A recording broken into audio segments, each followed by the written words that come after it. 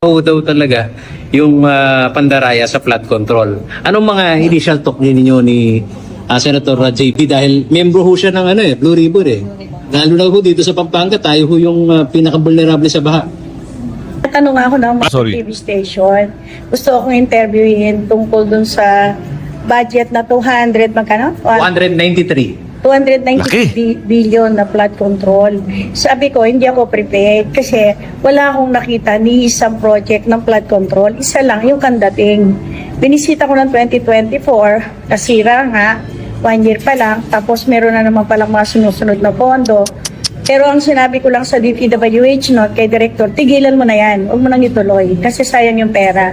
Kahit dagdagan mo pa ng bilyon yan, wala na talaga yan kasi wala sa design. Hindi talaga nararapat na gawin. So, yun lang ang nakita ko sa flood control. Ang alam ko, 100 billion lang yun. Yung pala, 391 million. 391 million. So, nakita ko, kahit hindi ako engineer, hindi na dapat ituloy. Hindi na dapat i-repair. Hindi na dapat bumuuli ng pondo ng flood control. Kasi talagang sayang. Parang tinatapon mo yung pera dun sa project na yun. Tapos, binigyan ako ng inventaryo ng 293 billion.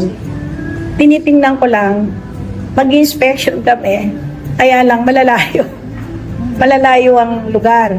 So, hindi bali na. Ang importante, hindi ako nagiging, parang wala akong alam, bilang gobernador, na wala akong alam doon sa 290 billion. Sa totoo lang, pati si Vice Gov, tinatanong ko siya, alam mo ba to?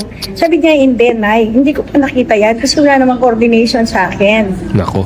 So, naghihingi ako ng pasensya sa mga TV station, sa mga radio station. Pasensya na po kayo. Talagang wala akong pwedeng sabihin sa inyo kung mayroong bang boss, may nasira ba.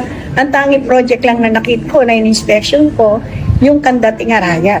Na nakita ko naman talaga sobra. Worst talaga yung nangyari doon. Yun lang ang nakita ko. Yung pala, talagang maraming kalat-kalat na ginawang slow protection na flood control. Pero sabi ko, 290 billion.